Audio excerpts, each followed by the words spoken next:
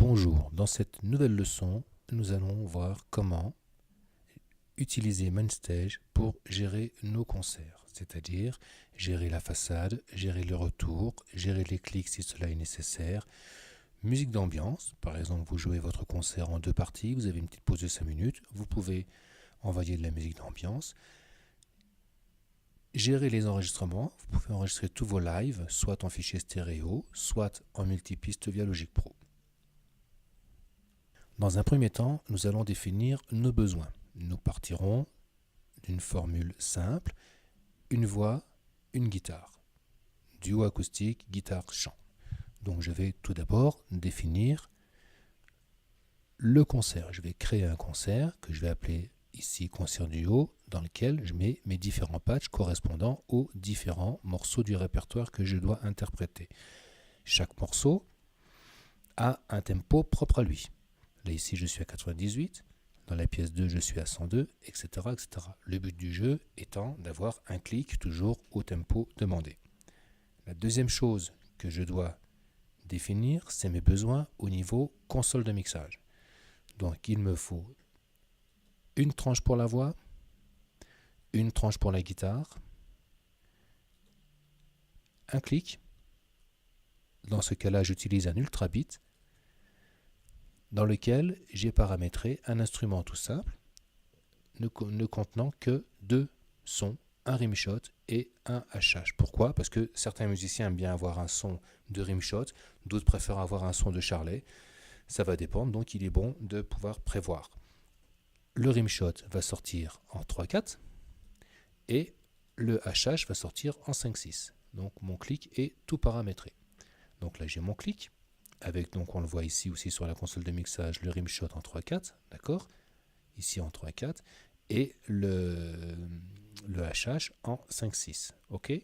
Donc là c'est parfait. Là j'ai ma musique d'ambiance, j'utilise un playback, d'accord, dans lequel j'ai mis mon morceau, et ensuite mes retours, retour voix, retour casque, retour voix, sortie 3/4, retour guitare, sortie 5/6.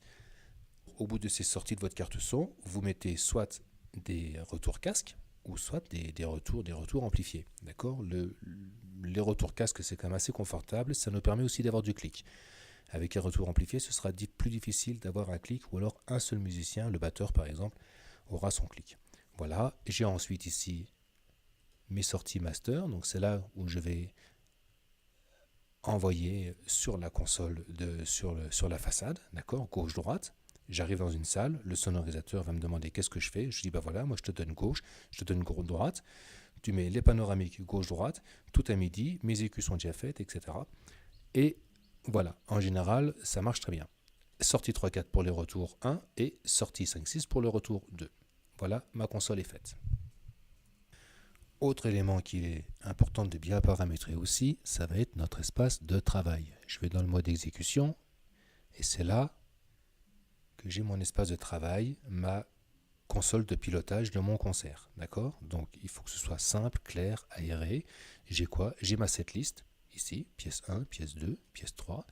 Les boutons permettant de les actionner, d'accord? De changer de morceau, de passer de l'un à l'autre. J'ai ici, je visualise bien le tempo. On voit que quand je change de tempo, de morceau, je suis à 98. C'est intéressant.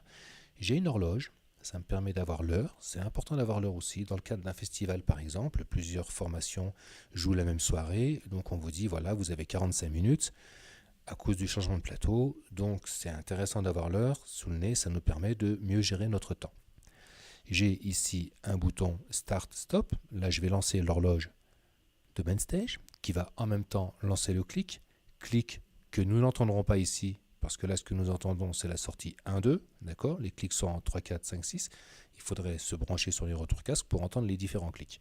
Donc là je vais lancer l'horloge et en même temps j'ai un compteur de battements, d'accord, qui me donne une grosse lumière rouge sur le premier temps, ce qui est pratique aussi. Là j'arrête, là j'ai un petit bouton musique, c'est pour lancer ma musique d'ambiance. Puisque mon concert, je le fais en 2 parties, je m'arrête au bout de 45 minutes, je fais une pause et je reprends après. Donc c'est bien de mettre de la musique d'ambiance que j'active avec ce petit bouton-là et que je lance tranquillement ici. Pour Pour info, ce que vous entendez là, c'est un concert enregistré avec MainStage dans exactement ce que je suis en train de vous expliquer. Voilà.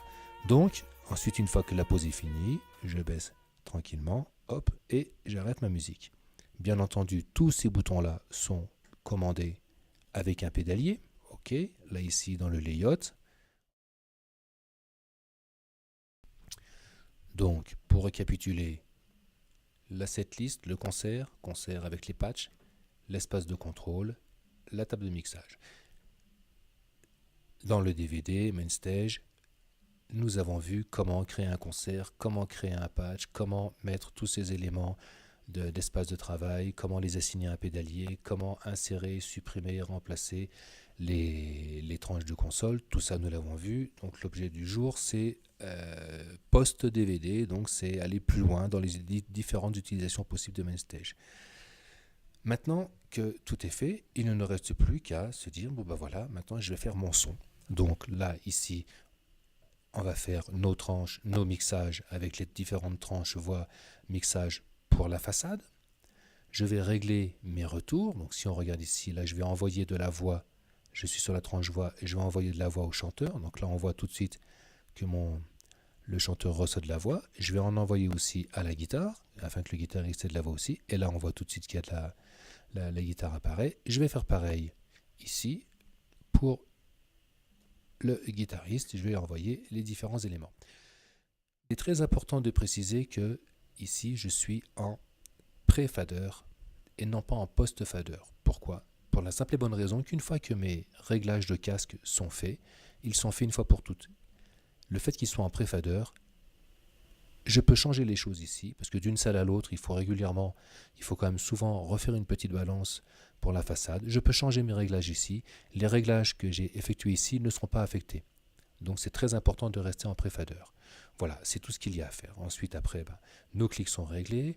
On a vu qu'on peut lancer notre musique avec le pédalier pendant la pause, d'accord? Voilà, ok. Donc là, vous voyez, donc, comme je vous disais tout à l'heure, c'est un exemple de concert qui a été enregistré, comme ça en live avec MainStage, avec ce même procédé. D'accord? Voilà, j'arrête. Clac. Ok, ensuite après, là vous avez les différents réglages de sortie, d'accord? Réglage pour la façade, réglage pour le retour 1, réglage pour le retour 2. Après ça, vous pouvez le pousser plus loin. Par exemple, vous pouvez vous retrouver dans une situation où la salle est très très bien équipée, donc il peut être intéressant, le sonorisateur peut avoir envie, lui, de vous dire, écoute, moi je voudrais bien avoir une sortie stéréo pour la guitare, une sortie stéréo pour la voix. Après, si vous êtes en trio, vous pouvez aussi avoir une sortie stéréo pour la guitare, une sortie stéréo pour la voix, une sortie stéréo pour le synthé, pour la batterie. Après, cela va dépendre bien entendu des capacités de votre carte son. Mais tout est ouvert, vous avez toutes les possibilités. Là, moi, je vous montre avec simplement une voix, une guitare. À vous maintenant de développer selon votre formation. Je sais que je l'ai fait pour des quartets, je l'ai fait en trio, en quartet, avec toutes sortes d'éléments en plus, des loopers pour enregistrer les percus, ou enregistrer la contrebasse, ou enregistrer la guitare. Et il y a vraiment énormément de choses possibles à faire avec ce procédé-là. La dernière chose qu'il nous reste à voir, c'est l'enregistrement des concerts. Vous avez deux possibilités. Soit vous enregistrez le concert, votre mix ici, c'est-à-dire ce qui sort ici sur la console, sur la façade, vous l'enregistrez en cliquant sur ce petit bouton enregistrement. Là, vous aurez un fichier stéréo, d'accord? Donc le mix de votre voix, de votre guitare, ou de votre trio, ou de votre quartet, quelle que soit la formation, vous aurez le mix ici, qui ne sera pas retouchable, mais bien entendu, vous pourrez le rééqualiser, etc., etc. Vous avez une autre possibilité aussi, c'est de l'enregistrer avec Logic.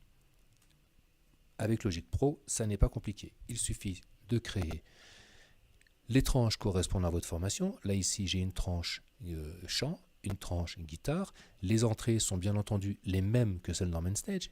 La guitare dans MainStage, si je regarde, la guitare dans MainStage, elle rentre en 23-24. Le chant rentre en 3. Là, ici, la guitare rentre en 23-24 et le chant rentre en 3 aussi. D'accord? Tous les effets que j'utilise dans MainStage pour gérer les équalisations, les compressions, je peux rajouter bien sûr tous les effets que je veux, d'accord? Je peux mettre des reverbs, des délais, etc.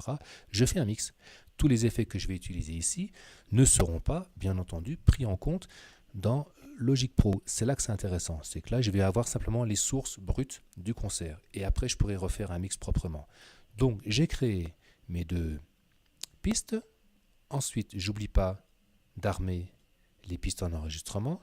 Très important de muter, parce que là, vous allez voir, je démute la sortie. Vous voyez, on entend la sortie de Mainstage et la sortie de Logic. Donc, ne pas oublier de muter Logic Pro. Voilà, tout est prêt.